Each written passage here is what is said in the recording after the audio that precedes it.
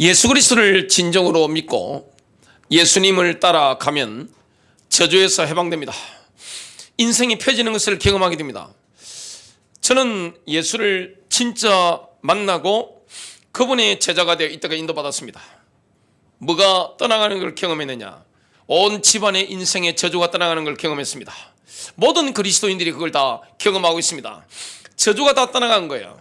복이 많은 겁니다. 모든 복이 많다는 것을 우리가 경험하게 됩니다.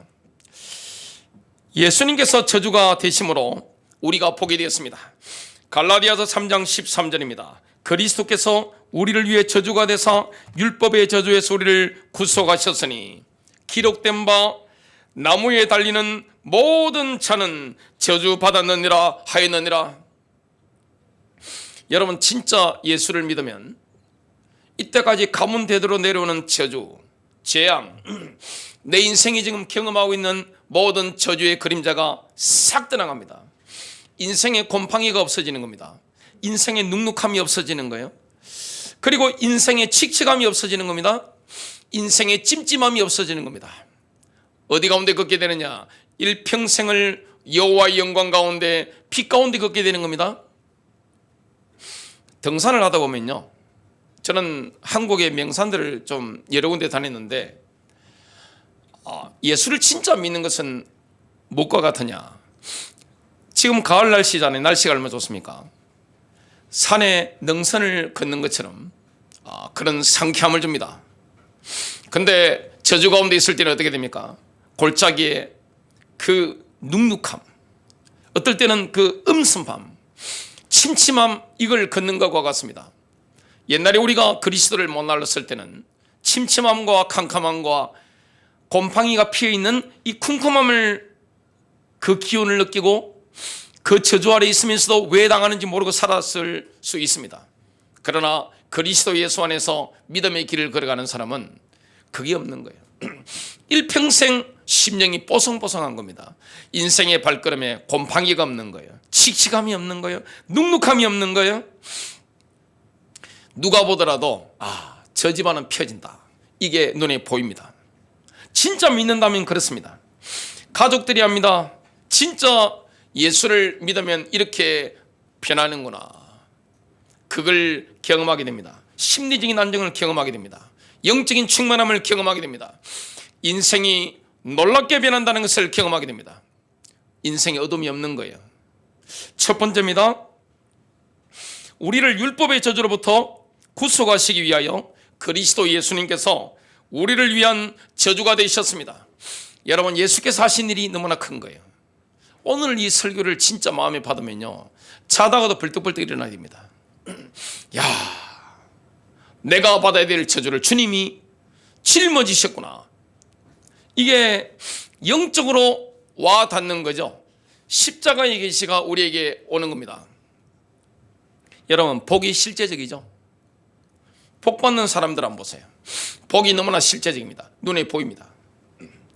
신령한 복도 받지만 눈에 보입니다. 저주가 얼마나 실제적입니까? 저는 예수가 없는 마을에 자랐습니다. 마을에 예수 믿는 사람이 없는 마을. 정신병 정도 걸리면 교회 가도 이게 저 사람은 약간 돌아서니까 가는가 보다, 이렇게 생각되는 그런 가문에 제가 자랐습니다. 그런 지역에 자랐습니다. 저는 가문의 배경이라든지 그리고 저의 성향이라는 이런 걸 볼 때는 도저히 기독교인이 되기가 불가능한 사람이에요. 근데 제가 예수를 믿고 예수의 제자가 돼서 이때까지 이 충만한 예수, 이 아름다운 예수, 제 삶을 풍성하게 만든 예수, 이 예수를 믿고 살아간다는 게 하나님 은혜죠. 저는 그래서 늘 십자가를 생각하면 가슴이 딥니다. 눈물이 나는 거죠. 여러분, 예수께서 십자가에서 우리에게 얼마나 위대한 일을 행하셨습니까? 복이 실제적인 것처럼 저주가 얼마나 실제적인 겁니까?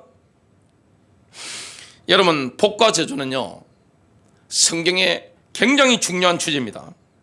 복을 빌다, 그리고 축복이라는 단어는 성경에서 410번 이상 나타납니다.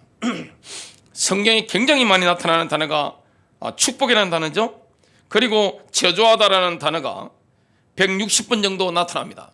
저주라는 것은 성경에 굉장히 많이 나타나는 단어입니다. 복도 마찬가지입니다. 여러분, 어떤 사람은요, 복이나 저주 이게 그냥 별로 중요하지 않게 생각하는데, 저주가 딱 임해버리면 어떻게 되느냐, 왜 인생이 안 되는지 모릅니다. 해석이 안 되는 거예요. 의사가 해결 못하고 정치인들이 이해 못하는 겁니다. 경제인들이 이해를 못하는 거예요.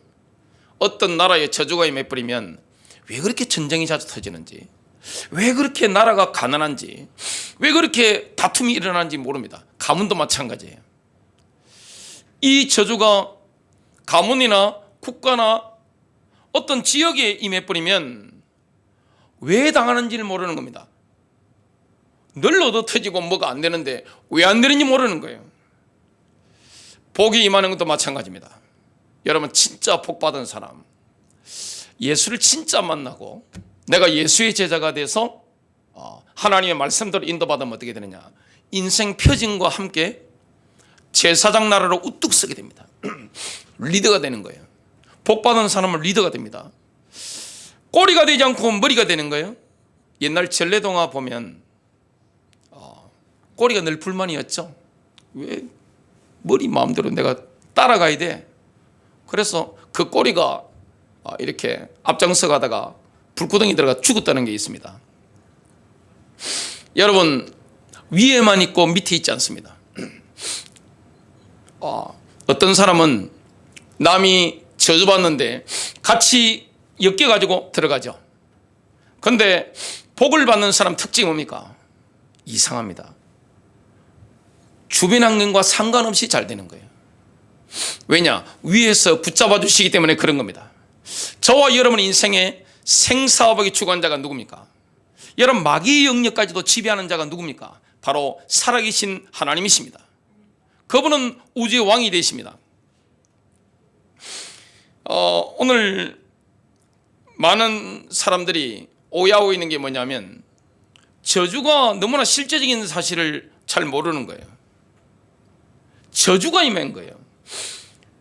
많은 분들 이렇게 상담을 합니다. 근데 실제적인 저주가 임한 것들이 눈에 보이죠. 그리고 나라들, 어떤 나라들 보면 진짜 저주가 임한 거예요. 어떤 도시들 보면 뭔가 저주가 임한 거예요. 가문도 마찬가지입니다. 이걸 해결해야 되는 겁니다. 그 해결하신 분이 누구십니까? 바로 예수 그리스도십니다. 우리는 저주로부터 구속함을 받았습니다. 그리스도를 통해서 우리가 받은 구속의 본질과 범위라는 것은 너무나 놀라운 거죠. 갈라디아서 3장 13절과 14절입니다. 그리스도께서 우리를 위해 저주가 되사 율법의 저주에서 우리를 구속하셨으니 기록된 바 나무에 달린 모든 자는 저주받았느니라 하였느니라. 이것은 아브라함의 복이 예수 그리스도를 통해 이방인들 위에 임하게 하고 또 우리가 믿음을 통해 성령을 약속으로 받게 하려 함이니라. 지금 갈라디아 3장 13절에서 지금 상세하게 기록되어 있는 모세 율법을 지금 바울이 성령의 감동을 받아서 증거하고 있습니다. 신명기서 21장 22절 23절에 보면 나무에 달려 죽은 자는 저주 아래 있다, 이 말씀을 하는 겁니다. 예수님이 저주를 받으신 거예요. 우리가 저주받아야 되는데 예수님이 저주를 받으신 겁니다. 대신 짊어지신 겁니다. 우리를 율법의 저주로부터 구속하시기 위해서 그리스도께서 우리를 위해 저주가 되신 겁니다. 율법의 저주, 우리가 하나님의 말씀대로 살아가면요 저주받을 이유가 없습니다. 불신자라 할지라도 하나님 말씀대로 사는 사람은 저주받을 이유가 없습니다. 인생이 잘 됩니다. 뭔가 인생이 안 되고 자꾸만 꼬이고, 그리고 도시가 되지 않고 나라가 자꾸 우환과 질고와 어려움이 자꾸 온다. 뭔가 저주가 있는 겁니다. 여러분, 십계명만 제대로 우리의 인도를 받는다. 그 십계명, 하나님의 율법의 본질이죠. 613개의 율법의 요약 축약판이 십계명이고 하나님 사랑, 이웃 사랑으로 압축되잖아요. 우리가 인간적으로 그걸 인간이 지킬 수 있느냐? 불가능하죠. 그러나 성령님께서 우리 안에 인도를 하시면 지켜지는 걸 우리가 경험하게 됩니다. 하나님 뭘 가장 싫어하십니까? 여러분, 저주를 부르는 직접적인 통로가 있습니다. 그 국가, 그 도시, 그 가문, 그 개인. 그게 뭡니까? 우상숭배입니다. 하나님이 천지 만물을 창조하셨습니다. 하나님 뭘 원합니까? 경배받길 원하시는 거예요. 하나님은 경배받길 원하고 우리에게 복을 주길 원합니다. 저도 우상숭배의 가문에 자랐습니다. 제가 예수를 믿고 가장 먼저 이 눈이 뜨인 겁니다. 그래서 3일 금식을 하고 우리 집에 제사가 없어졌습니다. 기적이에요. 있을 수 없는 일입니다. 저희 아버지 소원이 뭐냐? 제사밥. 내가 죽으면 늘 와서 이렇게 밥 잡수는 거. 이게 유일한 소망이셨어요. 근데 아들이 진짜 예수 믿는 사람이 돼버리니까 그래도 우리 3남매 중에 가장 착한 존재가 큰 여동생입니다. 그래서 제 여동생이 좀 착하니까 저희 아버지께서 기대를 하신 겁니다. 야, 그래도 아들이 안 되더라도 저 큰딸은 내 밥을 차려주겠지 하고 기대하고 계시는데 큰딸이 완전히 뭐 오직 예수로 이게 완전 뭐 그냥 뒤집어져 버리니까 작은 딸도 뒤집어져 버리고 제 아버지께서 소망을 잃으신 겁니다. 근데요, 그 때문에 우리 가문에 뭐가 없어졌냐? 저주가 없어졌습니다. 저희 집안에는 되는 게 없었습니다. 우상숭배 많이 하면 어떻게 되는지 압니까? 되는 게 없어요. 집안에 죽음의 영이 닥쳐가지고 제 동생 죽는 걸 제가 눈으로 봤습니다. 2명이나 죽었어요. 짐승도 죽고 죽음의 영이 이렇게 막 하는 겁니다. 온 가족이 죽고 싶다. 이게 영에 이렇게 막 사로잡혀 있는 겁니다. 왜 그런지 몰랐습니다. 여러분, 이런 부분에 대해서 우리가 영을 분별해야 됩니다. 제가 예수 믿고 나서 하나님 우상숭배를 싫어하신다. 귀신의 통로를 차단해야 된다. 딱 깨닫고 나서 제 손으로 뭘 잡아떼느냐. 온 집안에 붙어있는 부적 다 떼면 큰일 나니까 제 방에 있는 부적부터 확 집어뗐습니다. 그날 밤에 누가 나타난지 아세요? 마선생이 나타난 겁니다. 이 귀신들이 나타나가지고 하는데 교회에서 배운 게 있잖아요. 예수 이름 부르면 된다 하더라. 제가 이거 뭐 확실한 믿음도 없는데 그날 밤에 귀신들이 막 나타나는데 꿈속이 막 나타난 거예요. 예 하는데 목을 쪼아가지고 귀신이 목을 쪼아가지고 안 나오는 거예요. 계속 하면서 예수 이름을 하는데 떠나가 버리는 거예요. 여러분, 하나님은 경배받길 원합니다. 그래서 저주를 부르는 제1통로는 뭐냐? 우상숭배입니다. 그리고 부모님에 대한 잘못된 태도. 완전한 부모가 없죠. 부모님이 여러분을 버렸을 수도 있고 어린 시절에 여러분을 학대했을 수도 있습니다. 정말 이상한 부모님일 수 있습니다. 그러나 부모님에 대한 존중의 태도를 유지해야 됩니다. 아니면 뭐가 들어옵니까? 저주가 막 들어오는 거예요. 연약한 사람들 있죠. 외국인이라든지 가난한 사람들이라든지 나보다 지식이 좀 떨어지는 사람들이라든지 이런 사람들을 향한 갑질을 하는 거 있죠. 저주가 들어오는 겁니다. 낙태하는 이런 부분들 저주가 들어오는 겁니다. 어린아이 학대하는 거 있죠. 사랑의 매라고 하는데 사랑의 매 말고 그냥 막 눈 뒤집어져가지고 막 두들 패는 거 있죠. 안 하는 것 같죠. 많은 부모들이 아동학대를 합니다. 노인에 대한 학대.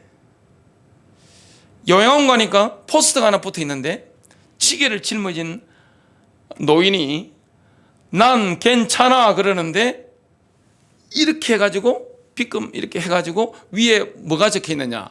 난 안 괜찮아 적혀 있는 겁니다. 노인을 학대하는 거 있죠? 그게 저주를 부르는 거예요. 이걸 제거해야 되는 겁니다. 우리가 저주받을 짓을 했다 할지라도 그 모든 죄책을 예수께서 십자가에서 다 짊어지신 겁니다. 주님의 보혈의 능력입니다. 그 피의 능력이 있는 겁니다. 너무나 그 놀라운 능력이 있는 겁니다. 그리스도께서 저주가 되셨죠. 그분께서는 우리의 죄와 불순종에 따르는 모든 저주를 담당하신 겁니다. 두 번째입니다. 저주는 우리의 가문과 여러 세대에서 드러날 수 있고, 복은 모든 분야 그리고 대대로 임할 수가 있는 겁니다. 조상적부터 내려오는 저주가 있습니다. 특히 우상숭배, 연약한 사람들에 대한 갑질, 외국인에 대한 갑질. 복도 마찬가지입니다. 주님이 뭐라고 말씀했습니까? 1000대까지 복을 주겠다.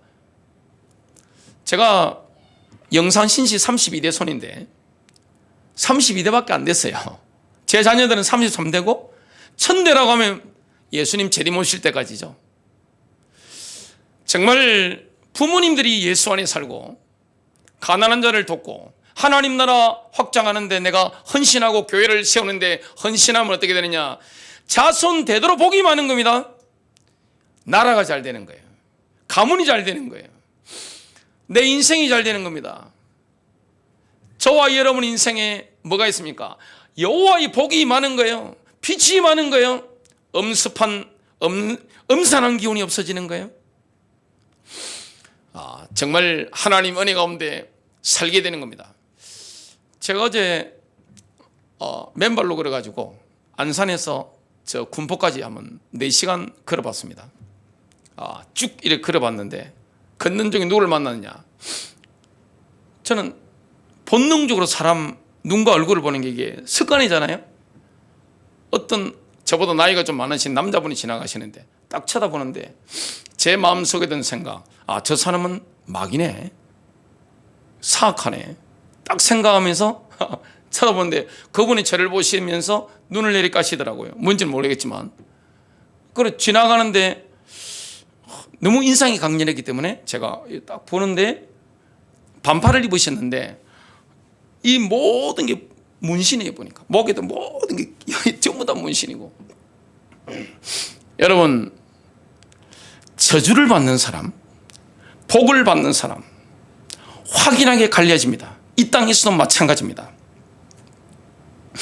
우리 삶에 드러난 저주의 모든 징조들에 대해서 예수님의 죽으심이 십자가가 해결책이 된 겁니다. 여러분, 대부분의 저주는 한 개인에만 관련되는 게 아닙니다. 조상제까지 파고 올라갑니다. 조상들이 우상숭배를 심하게 했거나, 그리고 다른 사람들에 대한 이런 생명 존중을 안 하거나, 이런 그 남에 대한 생존권 이런 걸 빼앗는 이런 짓거리를 하면 어떻게 되느냐? 그 후손들에게 어둠들이 막 저주가 가문에 내려가는 것들을 우리가 보게 되죠. 우리가 관찰해 보면 저주가 임했던 이 표징들이 있습니다. 이걸 관찰할 수 있는 게 있는데 이 중에 한 가지만 임해 있다 그러면 저주받았다고 확신할 수가 없죠. 근데 지금 제가 말씀드린 것 가운데 한 가지 이상 여러 가지가 복합적으로 우리 개인과 인생에 임해 있다 그러면 저주받은 것이 확실하다고 우리가 영적으로 분별할 수 있는 거죠. 정신적으로, 감정적으로 늘 쇠약한 거 있죠. 정신적으로 늘 쇠약한 거예요. 감정적으로 늘 쇠약한 거예요. 그리고 되풀이 대한 유산병. 아니, 임신을 했는데 자꾸 반복적으로 유산을 자꾸 하는 겁니다. 또 다른 부인병들 있죠. 심각한 부인병들. 그리고 또 뭐가 있습니까? 그 되풀이 되는 고질병들이 있습니다. 고질병이 유전적으로 자꾸 내려오는 거, 이런 질병들이 있습니다. 고질병이 얼마나 힘든 겁니까?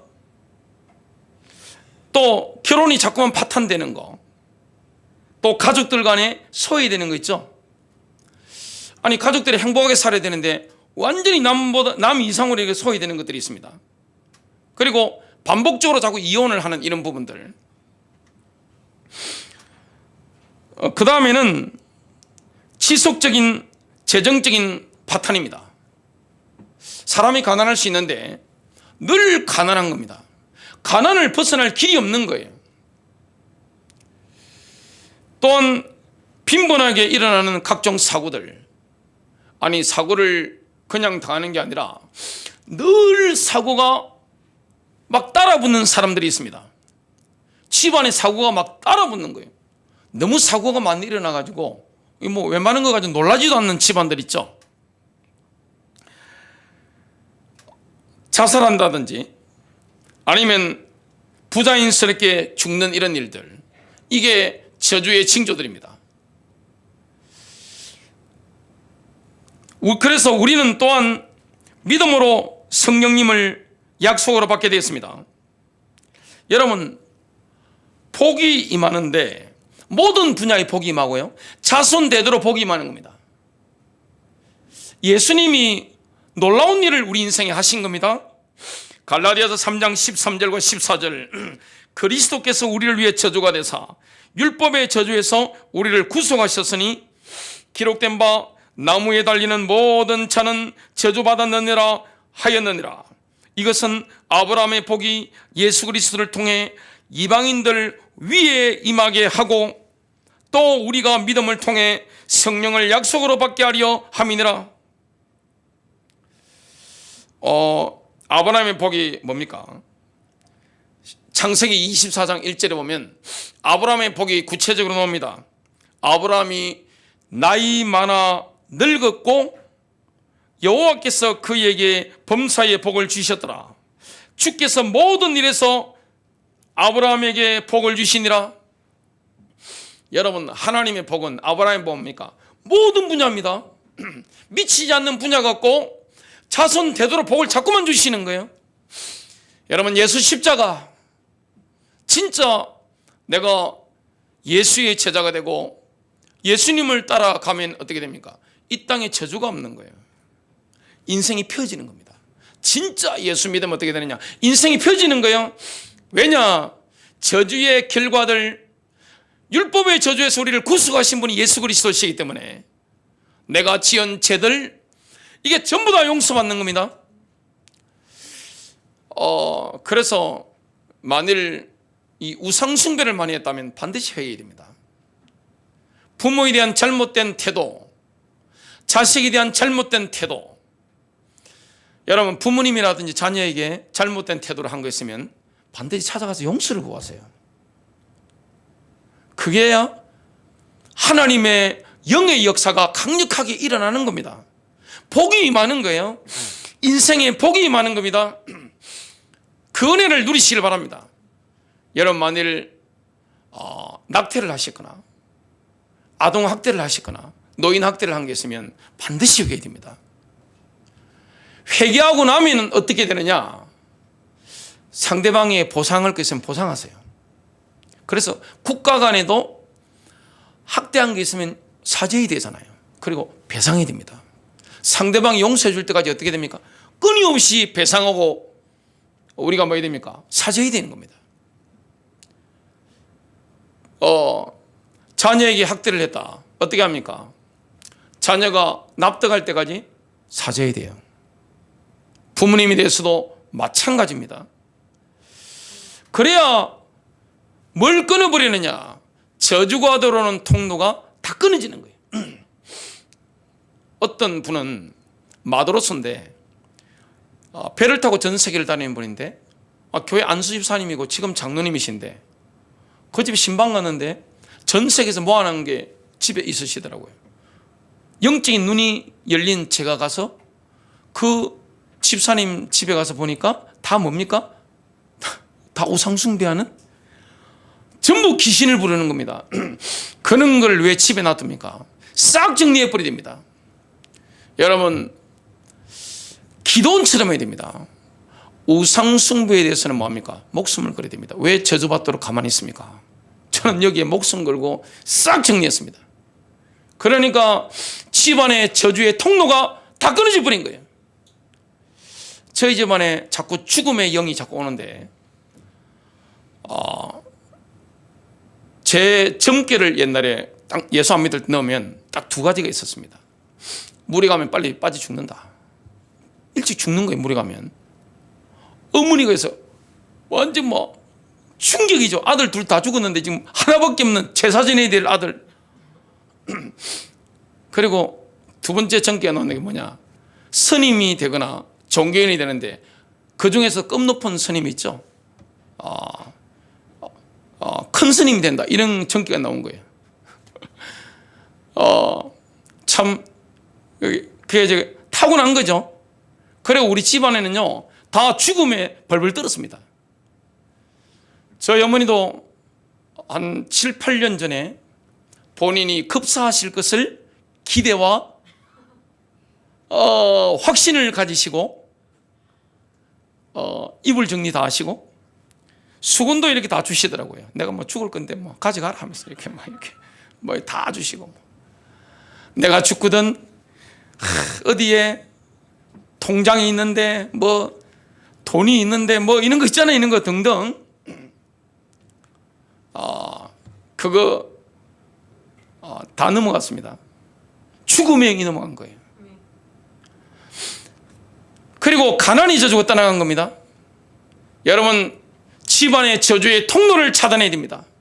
왜 저주받아야 됩니까? 예수께서 십자가에서 다 담당하셨는데 왜 우리가 죄책감이 눌려 살아야 됩니까? 주님은 우리를 자유케 하시는 분입니다. 진리를 알지니 진리가 너희를 자유케 하리라. 정말 아브라함이 모든 분야에서 복을 받았죠. 남자들이 나이가 들면 전립선이 문제가 옵니다. 뭐 소변도 잘 안 나오고 뭐 소변은 끊어지고 그런다는데 아직 저는 모르겠는데 하여튼 그렇대요. 아브라함은요 나이 100살 넘어서 세장가를 갔죠.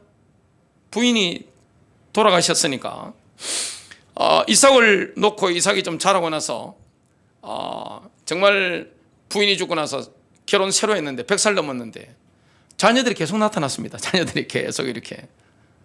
그리고 허리 구부정한 노인이 아니에요. 모리아산을 왕복을 하는 그 먼 거리를 등산을 하는 그 노인이 얼마나 건강했다는 걸 우리가 성경을 통해 알 수 있습니다. 여러분, 여호와께서 주시는 복은요 비참하게 늘는 게 아닙니다. 모든 분야의 복이 따라오는 거예요. 그러면 어떻게 그 복을 누립니까? 세 번째입니다. 우리는 예수님의 속죄의 의미를 믿음으로 성령님의 선물, 곧 아브라함에게 약속하신 복을 받아 누리게 되었습니다. 주님이 이런 일을 행하신 겁니다. 성령님은 아브라함의 복의 모든 유산을 관리하시는 분입니다. 그래서 우리가 이 땅에서 성령님의 인도를 받을 때 모든 복을 누리게 되는 거예요. 구원의 충만한 경험 속에 들어가게 되는 겁니다. 구원이라고 하는 것은 그냥 우리가 그냥 믿고 천국 가는 수준이 아니에요. 어마어마하게 폭넓은 수준이 구원입니다. 그리스어로 헬라어로 구원을 뜻하는 단어가 소조입니다. 그 범위라는 것은요 우리의 건강, 물질, 구원에 속한 모든 분야가 다 들어있는 겁니다. 창세기 24장에서 우리는 이 진리를 잘 나타내주는 아름다운 이야기를 발견하게 됩니다. 아브라함이 나이가 들었으니까 가장 중요한 게 창세기 3장 15절의 주인공 메시아의 이 씨, 메시아를 놓을 이 씨, 후손, 여자의 후손, 이 언약을 붙잡은 후대를 봐야 되잖아요. 그래서 며느리를 보는 것이 인생 최고의 과업이었습니다.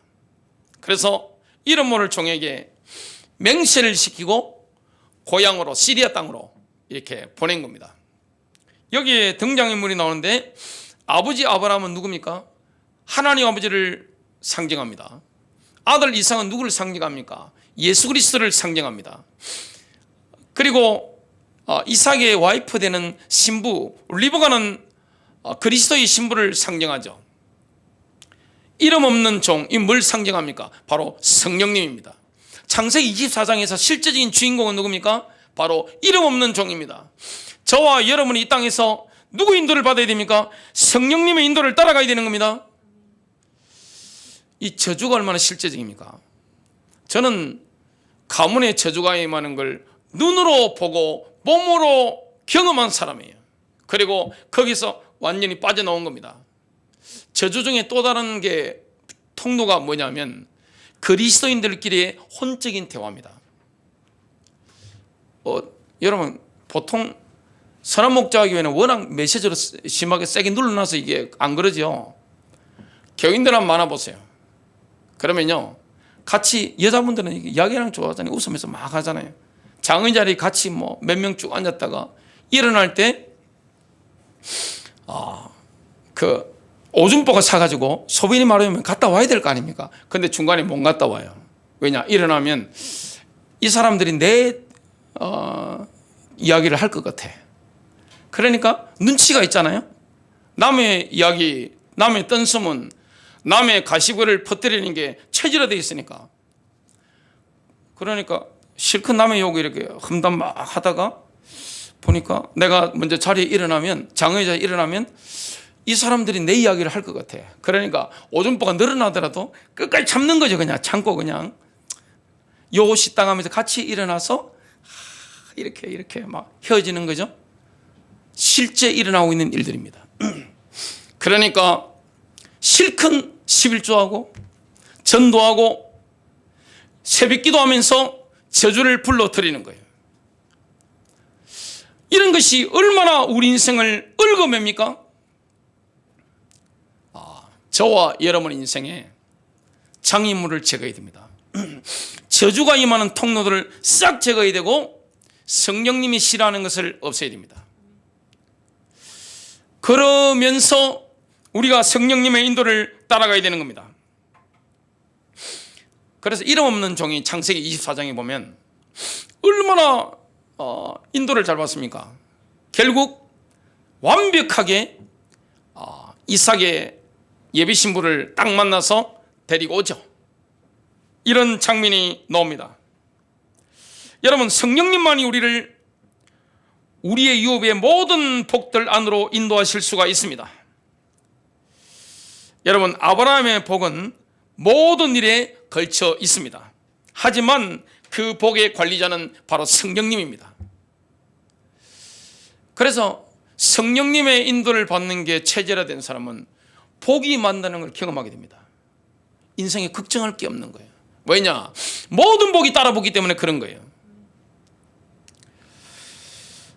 그래서 사도 바울은 갈라디아서에서 성령님을 약속으로 받는 것에 대해서 구체적으로 언급하고 있는 거죠. 우리는 믿음으로 성령님의 약속, 즉 모든 일에 있어서의 아브라함의 복을 받았습니다. 예수님께서 저주가 되심으로 우리가 복이 된 겁니다. 환경 때문에 복 받는 게 아니에요. 예수 그리스도께서 저주가 되시기 때문에 우리가 복이 되기 때문에 저와 여러분의 존재 자체가 복이 많은 겁니다. 복을 받은 사람이에요. 제가 진짜 예수 믿었잖아요. 저 때문에 여호와의 복이 임한 겁니다. 이건 모든 가족이 다 인정하는 거예요. 여러분 때문에 주변에 있는 모든 사람들이 복을 받는 겁니다. 이게 하나님의 원리입니다. 창조주의 원리입니다.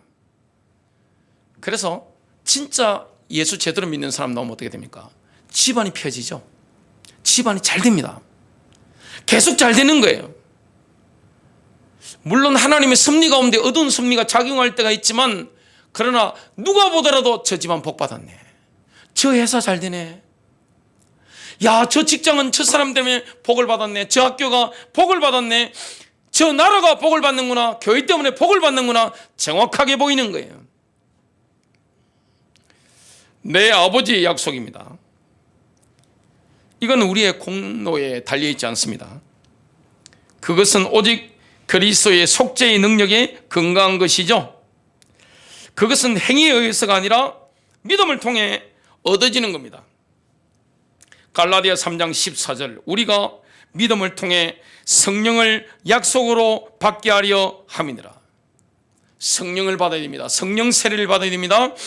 예수님께서 말씀하셨죠. 제자들에게 마지막으로 명령하신 겁니다. 누가복음 24장 49절, 보라 내가 내 아버지의 약속하신 것을 너희에게 보내리니 너희는 위로부터 능력으로 입혀질 때까지 이 성에 머물라. 사실 우리가 새벽 기도만 제대로 해도 복이 따라붙어요. 매일 밤 8시 기도에 밤에만 기도 제대로 해도 그 다음날 복이 따라붙습니다. 낮에 제대로 기도한다 어떻게 되냐? 계속 복이 따라붙는 거예요. 주일 예배에 제대로 승리하면 어떻게 되느냐? 복이 막 따라붙는 거예요. 왜냐? 성령님의 인도하심을 받기 때문에 그런 거예요. 우리는 양심이 깨어났잖아요. 불신자와 신자는 다릅니다. 양심이 깨어났기 때문에 성령님이 싫어하시는 생각 말하고 나면 어떻게 되냐? 굉장히 불편해요. 회개하죠. 제가 몇 년 전만 하더라도요, 그 저녁 되면 제 아내 보고 미안합니다. 아들들한테 미안해. 딸한테도 미안해. 왜냐? 말은 똑바른 말인데 이렇게 좀 갖다 바르는 말들 있죠. 갖다 바르는 말들, 독설들 이런 거. 말은 다 바른 말이에요. 틀린 말 아무도 없어요. 그런 걸 많이 했습니다. 근데 굉장히 성령께서 그런 말들을 하고 나면 불편함을 주시니까 일단 하나님께 회개하고, 그리고 저한테 정신적인 피해를 입은 제 아내와 큰아들, 둘째 아들, 막내 딸에게 미안하다 하는 거죠. 그러면 쿨하게 우리 자녀들도 제 아내도 괜찮습니다, 괜찮아요, 이렇게 다 이야기를 하는 거죠. 지금은 그런 경우가 거의 없습니다. 왜냐? 성령께서 싫어하는 거 이런 걸 안 하는 게 지금 거의 체질화돼 버리기 때문에 밤에 가가지고 미안합니다, 죄송합니다 할 일이 거의 없어져 버렸어요. 여러분, 저주라는 게 얼마나 실제적입니까? 복이라는 게 얼마나 실제적입니까? 진짜 교회 하나가 제대로 일어난다, 예수를 믿는 자가 진짜 가문에서 일어난다, 이게 얼마나 큰 복입니까? 진짜 복덩어리죠. 복을 불러오는 사람이 누구하고 잘 지내야 됩니까? 복 받은 사람하고 잘 지내야 되죠. 망하는 사람하고 같이 손잡았다 어떻게 됩니까? 같이 망하는 거죠. 그거는 되는 사람하고 손잡아야 되는 거 아니겠어요? 얼마나 그게 중요한 겁니까? 그래서 정말 우리가 성령님의 인도함을 받는 거 너무나 중요하죠. 성령 세례 받는 거 너무나 중요한 거죠. 아브라함의 복, 이걸 받아야 되는데 하나님께서 갈대아 우르에서 아브라함을 처음 부르실 때 이렇게 말씀하셨습니다. 창세기 12장 2절부터 3절입니다. 내가 너로 큰 민족을 이루고 내게 복을 주어 내 이름을 창대하게 하리니 너는 복이 될지라. 너를 축복하는 자에게는 내가 복을 내리고 너를 저주하는 자에게는 내가 저주하리니 땅의 모든 족속이 너로 말미암아 복을 얻을 것이니라. 정말 하나님의 이 모든 약속들은 바로 바울이 말한 아브라함의 복을 즐거움으로 기다리게 합니다. 성령님에 대한 약속이죠. 예수님께서는 아브라함에게 약속된 바로 이 복을 획득하시기 위해서 십자가에서 자신의 귀한 피를 흘리신 겁니다. 우리가 무엇보다도 먼저 하나님의 왕국을 구할 때 하나님의 모든 복이 우리를 따라잡을 겁니다. 여러분, 우리가 먼저 구할 것이 있습니다. 이걸 구하면 하나님의 복이 따라 붙습니다. 왜냐? 성령님의 역사가 일어나기 때문에 그렇죠. 우리가 하나님의 조건들을 충족시키기만 하면 모든 복이 우리를 따라잡습니다. 믿음의 본질은 뭡니까? 하나님께서 우리를 정말 자라게 하시도록 기다리는 거죠. 우리는 뭐만 하면 됩니까? 하나님의 조건들을 충족시키기만 하면 되는 것이고, 우리는 뭐합니까? 기다리면 되는 겁니다. 영적인 성숙이 필요한 거죠. 영적으로 자라가는 게 필요한 거죠. 신명기 28장 2절은 하나님의 조건들을 충족시키는 사람들에게 하신 말씀이죠.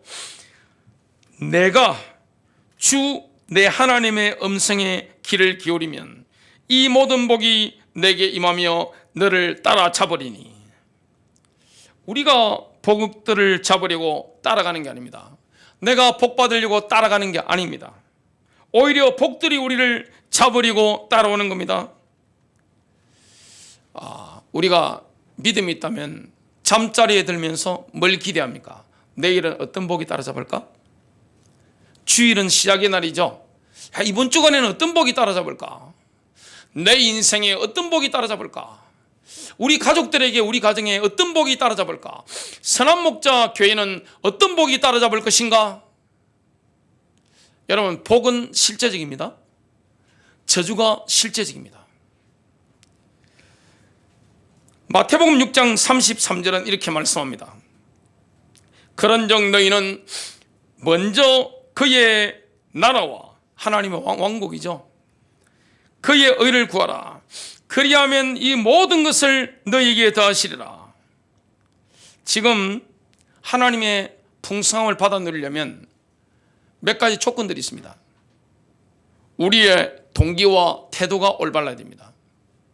심보를 먼저 고쳐야 돼요. 복 받기 전에 복장을 뜯어 고쳐야 됩니다.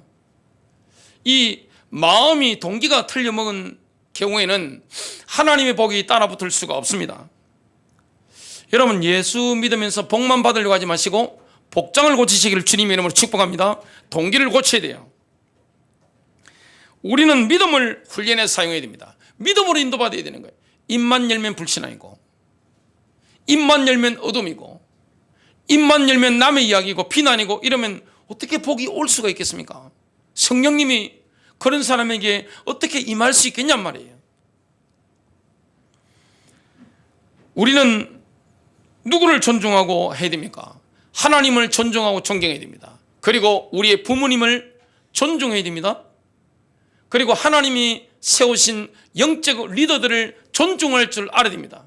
뭘 통해서 해야 됩니까? 드리는 것을 통해서, 하나님께 예물 드리는 걸 통해서, 부모님께 용돈을 드린다든지 드리는 것을 통해서. 요즘 보면 느끼는 게 있습니다. 요즘은 개나 고양이를 참 많이 키우시더라고요. 그 개나 고양이 키우는 정성에 10분의 1만 부모님께 하시기 바랍니다. 여러분에게 복이 막 쏟아질 겁니다. 지금 엄청나게 쏟아질 거예요.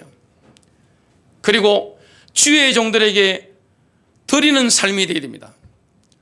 제가 주의 종이니까 이거 뭐 좀 그렇습니다만은 제가 올바른 걸 지금 가르쳐 드리는 겁니다. 늘 드릴 줄 알아야 됩니다. 하나님을 존중한다. 드리는 것 없이 어떻게 그 존중하는 겁니까? 무시하는 거죠. 그리고 부모님께도 뭘 드리는 게 없다. 주의 종에게도 드릴 줄 알아야 됩니다. 이런 올바른 태도가 있어야 됩니다. 그래서 여러분 자녀들이요, 부모님께 하는 걸 보도록 해야 됩니다.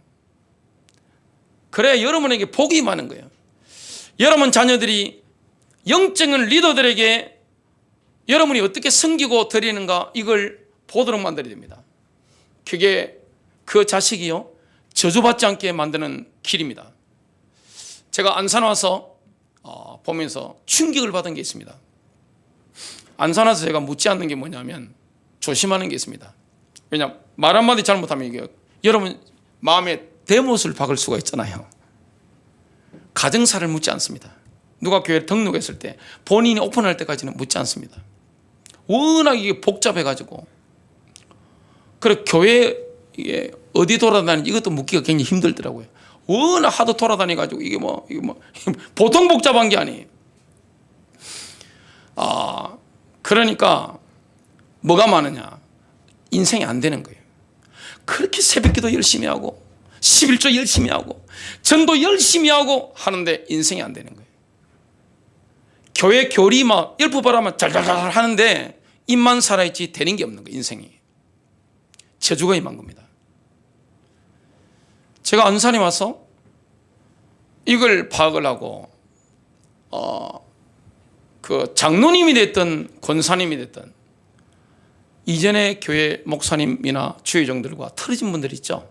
원수된 이런 분들은 제가 가능하면 풀어드렸습니다. 성도가 잘 돼야 될 거 아니에요.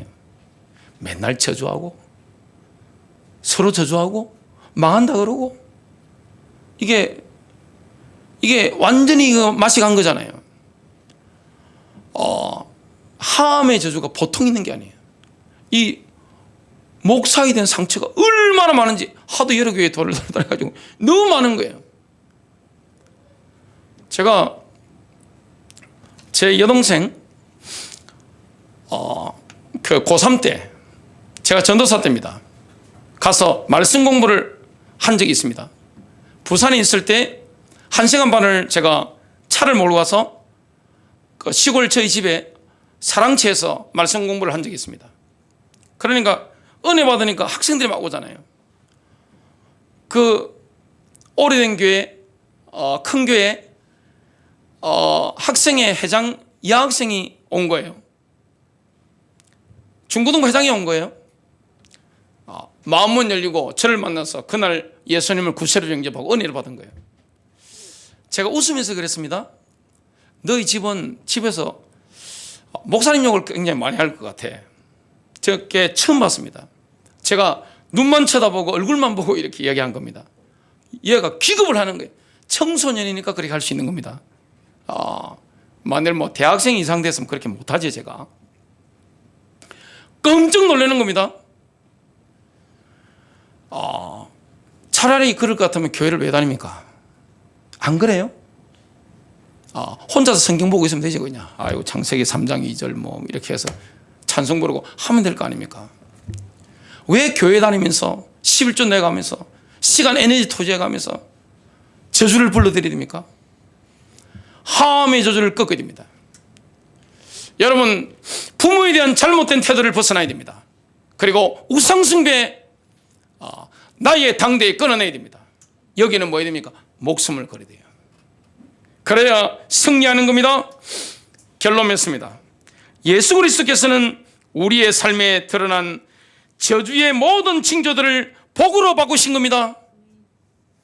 승리하시길 바랍니다.